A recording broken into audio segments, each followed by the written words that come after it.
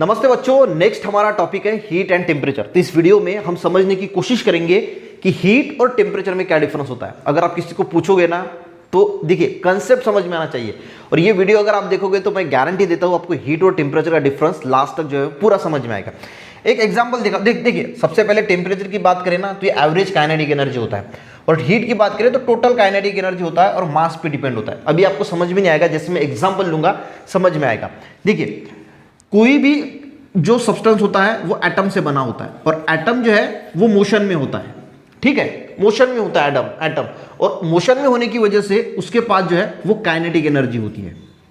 ठीक है, अब कोई जो है वो अगर मान के चलो कि, और ये जो काइनेटिक एनर्जी होती है ये टेम्परेचर पे डिपेंड होती है, यानी टेम्परेचर अगर आपने इंक्रीज किया तो काइनेटिक एनर्जी इंक्रीज होगी, और टेम्परेचर अगर आपने कम किया तो काइनेटिक एनर्जी भी कम होगी। यानी जैसे हम टेम्परेचर देते हैं तो एटम जो है वो एक्सपांड होना शुरू होते हैं, और उसकी वजह से उसकी काइनेटिक एनर्जी बढ़ती है।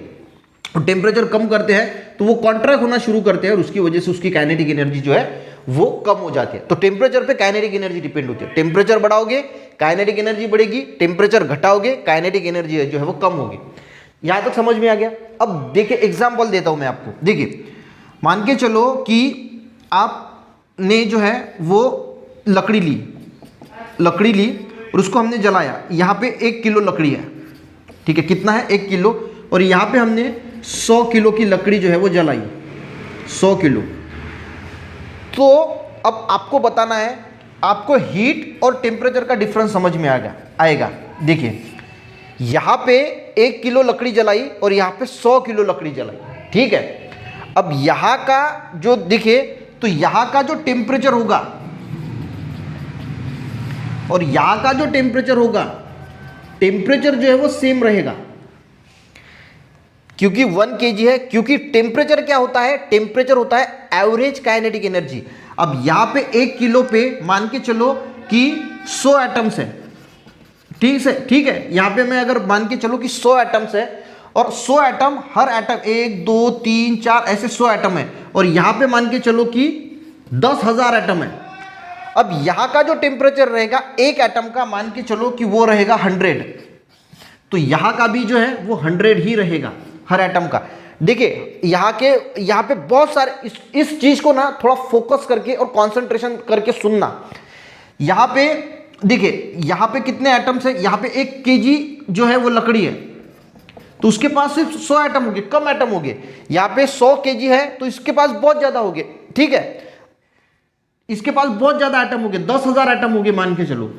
पर यहाँ पे जो टेम्परेचर है हर एटम का, यहाँ पे जो हर एटम का टेम्परेचर है वो 100 है, और यहाँ पे भी हर एटम का टेम्परेचर 100 ही रहेगा।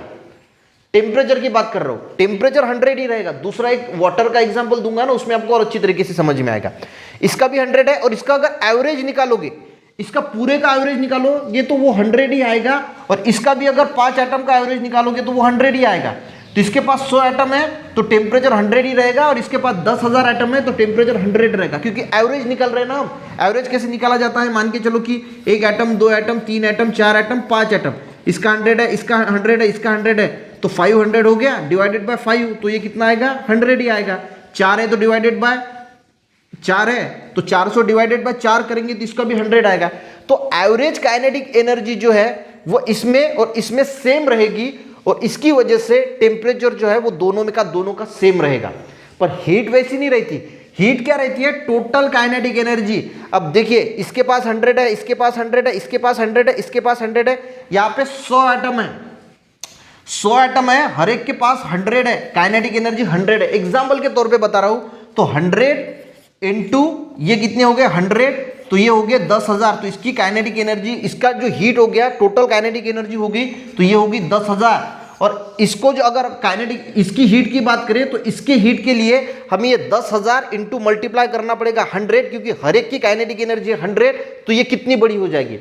तो हीट मास पे डिपेंड होता है, जितना ज्यादा मास रहेगा, क्योंकि यहाँ पे हमने 100 किलो लकड़ी ली है, और यहाँ पे हमने जो है वो 1 किलो लकड़ी ली थी, तो 1 किलो लकड़ी का मास कम है तो हीट कम प्रोड्यूस होगी। यहाँ पे 100 किलो है तो हीट ज्यादा प्रोड्यूस होगी। दूसरा एक एग्जांपल देता हूं ताकि आपको और अच्छी तरीके से समझ में आएगा। देखिए समझ में नहीं आया होगा, यहां पे मैंने जो है वो पानी लिया, 100 ml पानी लिया, ठीक है, 100 ml पानी लिया, इसको हमने जो है वो हॉट वाटर है जिसका टेम्परेचर है 100 डिग्री सेल्सियस, इसका टेम्परेचर कितना है 100 डिग्री सेल्सियस है। अब यहाँ पे मैंने जो पानी लिया है ना वो मान के चलो कि है 500 ml, कितना है 500 ml पानी है, इसका टेम्परेचर कितना है 100 डिग्री सेल्सियस है, ठीक है। और इसके पास जो हीट है, इसकी हीट एक एग्जाम्पल के लिए समझना, इसकी हीट भी 100 है, इसकी हीट कितनी है 100 है और 100 ml है, तो इसका टेम्परेचर जो है वो 100 डिग्री सेल्सियस हो गया। अब इसके अंदर जो है वो 100 पार्टिकल्स हैं, कितने पार्टिकल्स हैं 100 पार्टिकल्स हैं। अब जैसे ही मैं इसको दूसरे बर्तन में डाल देता हूँ, किसमें दूसरे बर्तन में, एक दूसरे बर्तन में डाल दिया, इसमें का 250 ml, कितना 250 ml मैंने दूसरे बर्तन में डाल दिया, ठीक है। तो अब इसका टेम्परेचर तो 100 डिग्री सेल्सियस था, तो 100 डिग्री सेल्सियस ही रहेगा, वो उसमें फर्क नहीं आएगा, और इसका भी टेम्परेचर जो है वो 100 डिग्री सेल्सियस ही आएगा, क्योंकि दोनों का जो एवरेज काइनेटिक एनर्जी, इसमें एवरेज काइनेटिक एनर्जी और इसमें एवरेज काइनेटिक एनर्जी जो है एटम्स की वो सेम रहेगी, और इसकी वजह से इसका टेम्परेचर 100 है तो इसका भी टेम्परेचर 100 रहेगा। पर इसमें जो पहले हीट थी वो डिवाइड हो गई, पहले इतनी बड़ी हीट थी पूरा का पूरा, अब उसको हीट को हमने डिवाइड कर दिया, तो इसके अंदर पहले हीट कितनी थी 100 थी, तो इसके पास 50 हीट रहेगी और इसके पास 50 हीट रहेगी, क्योंकि हीट क्या होती है, जितना मास है उसके अंदर जितने एटम है उसकी जो काइनेटिक एनर्जी है उसकी टोटल होती है। तो इसमें पहले हीट 100 थी, क्योंकि 100 एटम्स थे तो 100 हीट्स थी। अब 50 एटम मान के चलो कि यहाँ पे चले गए और 50 यहाँ पे है, तो इनकी अगर हमने टोटल की तो वो 50 ही आएगी। समझ में आ गया आपको? आपको समझना है कि हीट जो है वो मास पे डिपेंड होती है, जितना मास ज्यादा उतने वहां पे एटम्स बढ़ जाएंगे, उतने एटम्स, और उसको हम ऐड कर रहे हैं, इसमें हम ऐड कर रहे हैं, जितने भी एटम हैं उसकी काइनेटिक एनर्जी को हीट में हम ऐड करते हैं, और इसीलिए जितना मास बढ़ जाता है उतना जो है वो हीट बढ़ जाता है। पर टेम्परेचर ऐसा नहीं है, टेम्परेचर एवरेज काइनेटिक एनर्जी होता है, मास कितना भी बढ़े, ठीक है, टेम्परेचर सेम रहेगा। आपने मान के चलो कि एक पूरा तालाब है, पूरा तालाब का तालाब अगर गर्म कर दिया तो उसका टेम्परेचर 100 डिग्री सेल्सियस ही रहेगा, ठीक है, 100 डिग्री सेल्सियस ही रहेगा सारा तालाब का।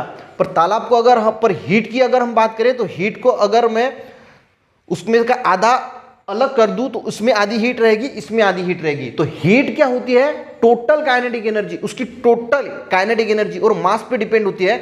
और टेम्परेचर क्या होता है, एवरेज काइनेटिक एनर्जी। इतना ही आपको समझना है। देखिए उस आपके बुक में जो दिया है, जो लास्ट एग्जाम्पल दिया है ना, suppose A and B are the two object made up of same substance, तो ये पानी का एग्जाम्पल जो है वो याद रखना कि दो सब्सटेंस है ए एंड बी, ठीक है। यहाँ पे आपको लिखा है, देखिए suppose the substance and made of mass A is twice.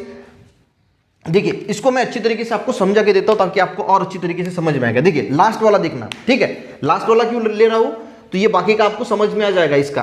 देखिए suppose A and B two object made up of same substance, एक ऑब्जेक्ट है ए और दूसरा ऑब्जेक्ट है बी, ये सेम सब्सटेंस से बने हैं, तो हम यहाँ पे ले लेते हैं पानी, ठीक है। यहाँ पे क्या लेंगे, हम पानी लेंगे, made up of same substance, पानी से बना है। Suppose A and B are two objects made up of same substance. The mass of A is twice the mass of B. A का मास 100 kg है तो इसका मास रहेगा 50 kg, क्योंकि A का मास डबल है बोलते B के, which mean that number of atom A is twice the number of atom B. तो यहाँ पे एटम्स कैसे है, 2x है और यहाँ पे 2 है। एटम की बात करो, ठीक है, तो इसमें एटम 2x है, डबल है ना इसके, तो यहाँ पे x है, एटम की संख्या x है, यानी 1 है, तो इसके डबल यहाँ पे 1x है, तो यहाँ पे एटम की संख्या कितनी है, 2x है। मास B से A का ज्यादा है और एटम की संख्या भी जो है वो ज्यादा रहेगी, ठीक है। विच twice the number of the mass of A is twice the mass of B with the number of atoms, ठीक है।